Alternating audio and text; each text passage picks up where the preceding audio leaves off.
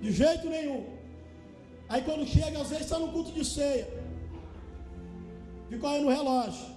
Geralmente o culto de ceia passa alguns minutos, aí esse culto não acaba mais. Não sente mais o poder de Deus. Aí você vai olhar a história, assistindo filme pornô, assistindo aqueles filmes aqueles monstros mais horríveis do mundo, de terror. Querido, o Espírito Santo é sensível.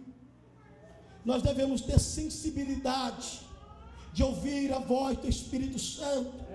O pecado, ele cria uma barreira entre o homem e Deus. Quantas vezes Deus tem tentado falar com o homem, mas o pecado tem tapado os seus ouvidos e ele não consegue mais ouvir a voz de Deus. Aí o pastor vai dar ensino, aí os presbíteros vão pregar, aí o cabra está lá do outro lado dizendo: está rogando indireta de mim. Não é indireta, é Deus que está revelando.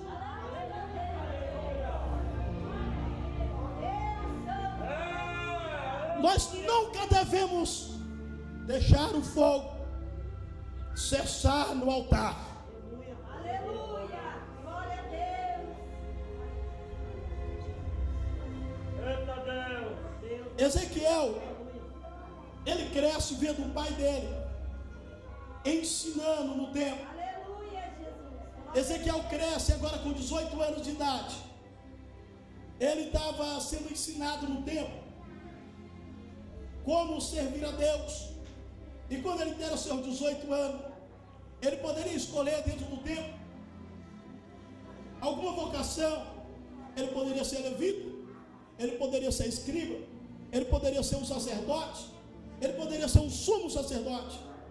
Aí eu penso que alguém chega para ele e diz assim: Ezequiel, você está com 18 anos, qual vocação você escolheu? Ele diz: eu vou ser um sacerdote. Ele começa a estudar o ofício sacerdotal. E quando ele sai do culto de ensino, no templo, ele vai para casa conversando com seus colegas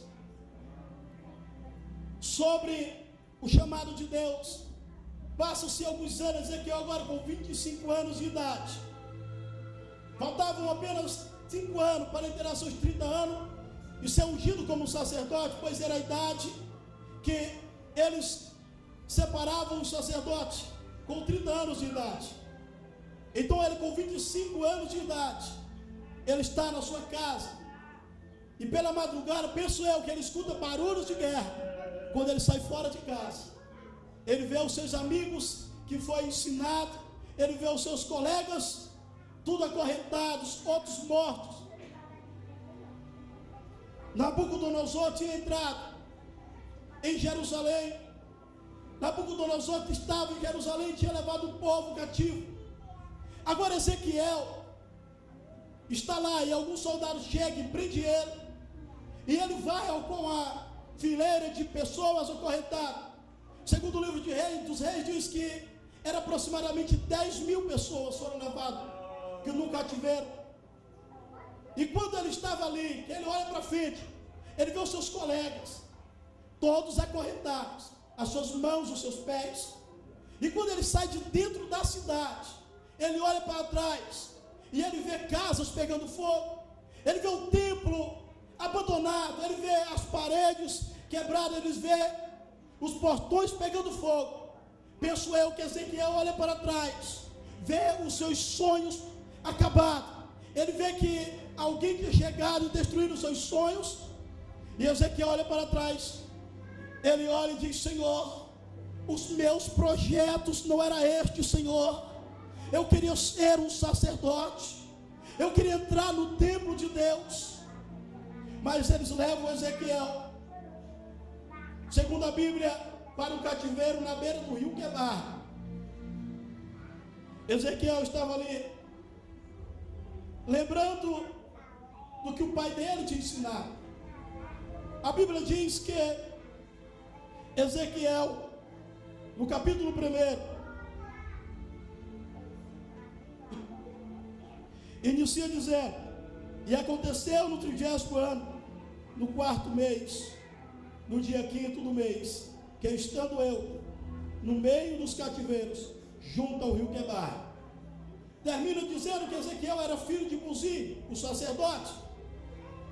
Querido, se você não sabe, mas no Velho Testamento os judeus, eles não tinham sobrenome, eles eram reconhecidos quando nascia um filho. Por exemplo, quando o cego de Jericó olha para Jesus e diz: Jesus, filho de Davi, tem misericórdia de mim. Ele estava dizendo o seguinte: Jesus, que é da linhagem de Davi, tenha misericórdia de mim. Todas as vezes que nascia uma criança, o pai dizia: estou realizado, pois a minha história vai viver na vida do meu filho.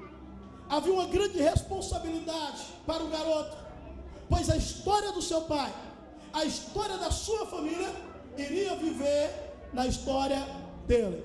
Agora imagina, Ezequiel, ele era de uma linhagem sacerdotal. Então, a linhagem sacerdotal, a história do pai dele, do avô, do bisavô, iria viver agora na vida dele. Ele estava na beira do rio Quebar. Eu posso imaginar Ezequiel dizendo: o meu pai, a história dele vai morrer aqui, porque eu estou num cativeiro, sem esperança. A história do meu pai vai acabar aqui. Para um judeu, era muito importante quando nascia um garoto na família. Ele acreditava que a sua história estava continuidade na história do filho. Por que a viúva de Naim estava chorando? Porque o esposo dela tinha morrido. Agora a única esperança era o filho, e o filho também morre. Ela estava chorando dizendo: a história do meu esposo morreu, a história da minha família morreu. E viu uma multidão de pessoas chorando junto e dizendo: acabou para ela, não tem mais esperança. Mas Jesus Cristo, ele chega dentro da cidade, ele coloca a mão na mulher e diz: mulher, não chora, não chora, mulher, não chora, pois a sua história não vai morrer aqui. A história do teu casamento não vai acabar aqui. A história do teu esposo não vai acabar aqui. A história do teu filho não vai acabar aqui. Eu sou o Filho de Deus que dou continuidade na história. Jesus Cristo coloca a mão sobre o caixão e diz: menino, levanta-te. Ei, meu querido, talvez tenha uma multidão de pessoas que já está chorando antecipado, dizendo: para o teu filho não tem mais jeito, para o teu esposo não tem mais jeito. Aleluia. Mas Jesus Cristo mandou te falar um negócio: não chora, não desespera, não chora. Ei, a história da tua família não vai acabar, o teu casamento não vai acabar. Se o teu filho não está na igreja hoje, mas um dia ele vai estar aqui dando glória a Deus e pregando o evangelho.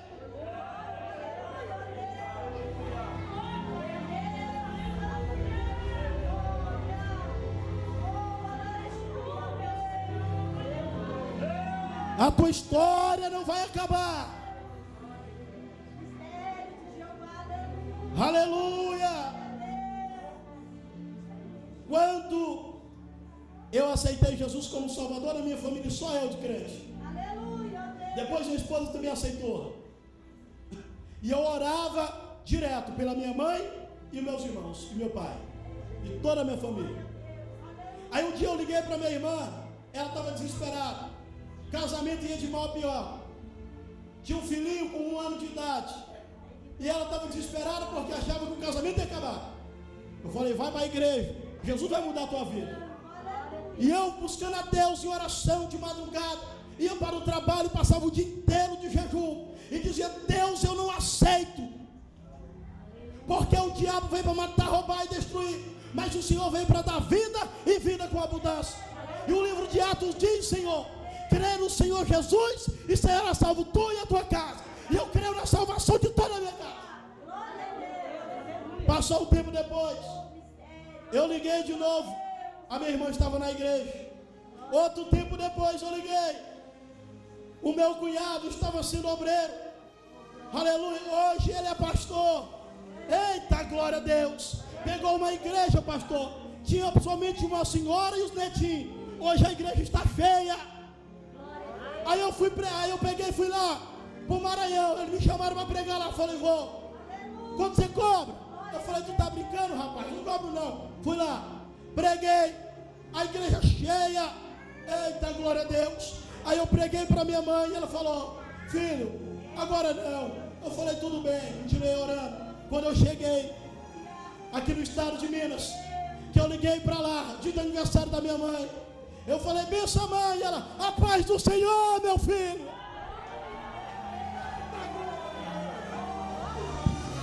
A paz do Senhor, mamãe é crente.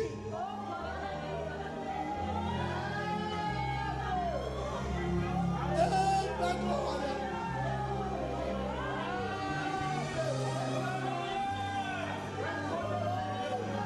Ela falou para mim outro dia, ela disse, meu filho, todo dia a mamãe e a mãe do meu genro, todo dia nós vamos para a igreja 5 horas da manhã orar, e Deus está fazendo obra aqui na igreja. E eu falei, Deus, levanta minha mãe, salva ela para ela estar orando pelo meu ministério, porque nós precisamos de oração. Deus cumpriu a promessa. 5 horas da manhã, a mamãe está orando lá. Aleluia. Eu creio que hoje, 5 horas da manhã, ela estava orando porque ela sabia que eu estaria pregando hoje. Aleluia. A tua história não vai acabar. A história da tua família não vai acabar. Deus não é filho do homem para que minta. Ele mesmo disse, passará céus e terra, a minha palavra não passa, ela cumpre. Se Deus te fez uma promessa, Ele vai cumprir. Ele vai cumprir.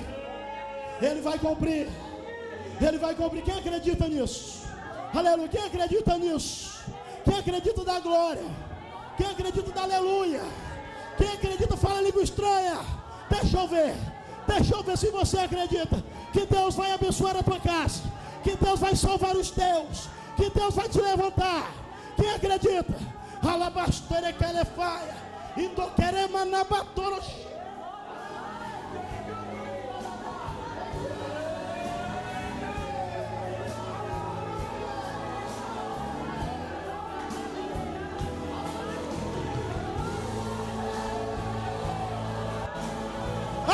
Adore, aproveite. Está caindo o som, está caindo o som. Olha o azeite, olha o azeite. Remanabas, alemanabas, tequela toro que ele vai. Aproveite, adora. Deus está desenrolando o seu manto. Deus está derramando a sua unção.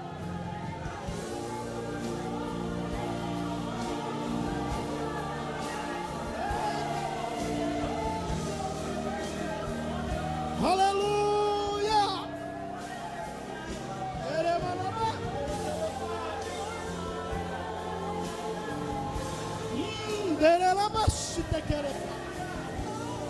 Aleluia! Oh, Espírito Santo de Deus! Aleluia! Ezequiel estava na beira do rio Quebar. E o texto diz: 5 anos havia passado e ele no cativeiro. 5 anos Ezequiel estava ali. Agora, raciocine comigo e repita comigo. Diz: Ezequiel tinha 25 anos. Repita: Ezequiel tinha 25 anos. Quando foi levado para o cativeiro? E havia 5 anos que ele estava no cativeiro. Queridos, Ezequiel tinha um sonho de ser sacerdote. 30 anos de idade e ungia sacerdote. Então Ezequiel estava com quantos anos? 30 anos de idade. Penso eu que um dia pela manhã, a esposa de Ezequiel, ela prepara um bolo para ele. Quem sabe um bolo de fumar. Ele diz: meu amor, você lembra que dia é hoje? Ele: não. Hoje é o dia que você completa ano. Aí ele faz a soma, 30 anos de idade. Ezequiel se segura para não chorar. Come o bolo, termina a festinha. Penso eu que Ezequiel sai na beira do rio Quebar, caminhando, sem destino. Ele se senta debaixo de uma árvore e começa a chorar, porque ele lembra da sua vocação. Ele lembra dos seus amigos que morreram no fio da espada. E eu penso que ele se sempre lembra do pai. Ele diz: a história do meu pai vai acabar aqui. Ele está ali sentado. Penso eu que ele diz mais uma vez: Senhor, meus projetos não eram esses, tu sabes. Senhor, eu sempre fui fiel, eu não adorei a Baal, eu não adorei a Astarotes, eu não adorei a Zera, eu não adorei nenhum Deus pagão, Senhor, tu sabes. 5 anos no cativeiro. Ezequiel, ele queria ser um sacerdote, e no seu sacerdócio, ele ia estudar mais 15 anos para ser o sumo sacerdote. O sumo sacerdote tinha o privilégio de poucos, mas ele entrava dentro do templo. Ele passava do primeiro véu e passava pelo lugar santo. Aí ele chegava no lugar santo, era o sacerdote. Agora estudaria mais 15 anos para chegar dentro do santo dos santos. O que tinha dentro do santo dos santos? Havia a arca da aliança, toda coberta de ouro, de um lado e do outro, dos 4 lados. E dentro havia a vara de Arão que floresceu, o pote de maná, também feito de ouro, e havia as tábuas da lei. Por cima havia um propiciatório de ouro, e por cima do propiciatório, serafins de um lado, e do outro, feito de ouro. E entre um serafim e outro, estava a Shekinah de Deus. O que é Shekinah? Shekinah, presença. Estava a presença de Deus. Para os judeus, espera aí. Para os judeus, entenda. Para os judeus, o santo dos santos era o trono de Deus na terra.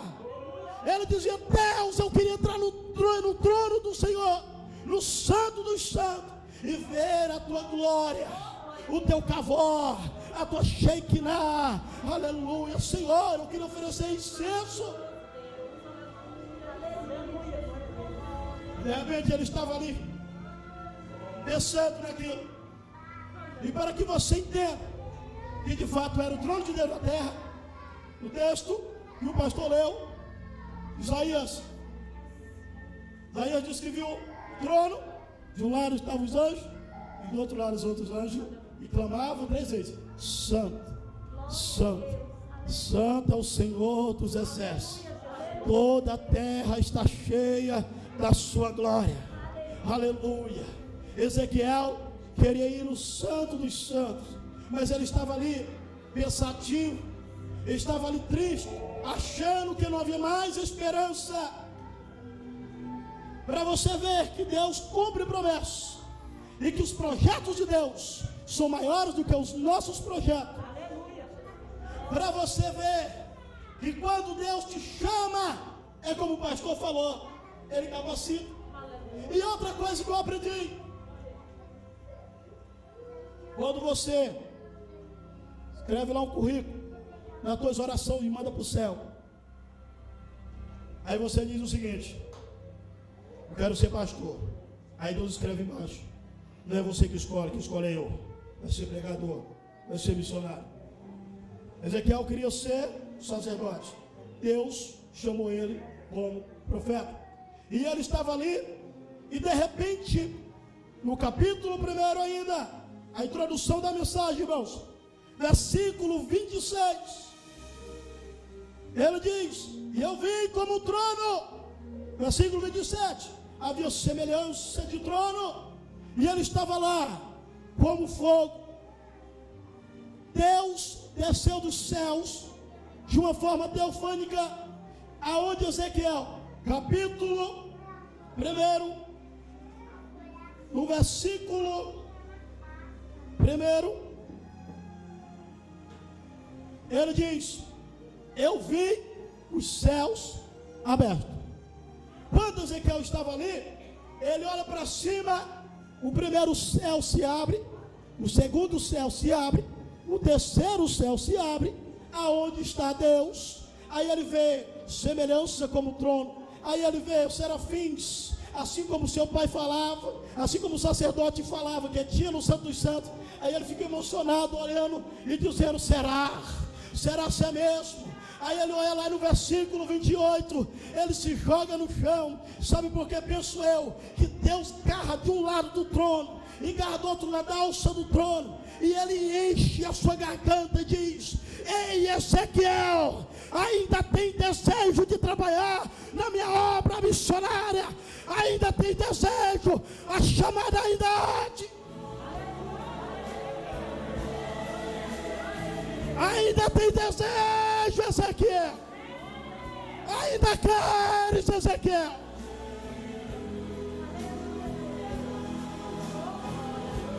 Aleluia! Oh, Espírito Santo! Quantas pessoas têm o desejo de trabalhar para Deus? Só que quando você ora a Deus falando que quer trabalhar, primeiro Ele te prova. Primeiramente Ele te prova, Ele te ensina como ser um obreiro. Quem te ensina é Deus, usando a pessoa do seu pastor. Aleluia. Talvez você esteja como Ezequiel, sentindo um cativeiro, sozinho, achando que todo mundo esqueceu de você. Lembra do livro de Juízes, capítulo 6, versículo 12, que o anjo do Senhor aparece a Gideão e diz: o Senhor é contigo, varão valoroso. Porque os midianitas vinham, roubavam o seu trigo, e o povo estava em pecado, Deus permitia. E agora o povo se escondia em caverna. E Gideão estava no lugar de malhando trigo e no lugar de pisar uva. Estratégia, estava trabalhando. Enquanto o povo estava se escondendo, Gideão estava trabalhando. Ei, Deus não escolhe homem e mulher que tem medo de falar a verdade. Deus não escolhe obreiro que não chega na igreja na hora certa. Deus não escolhe obreiro que escala na semana e não vem.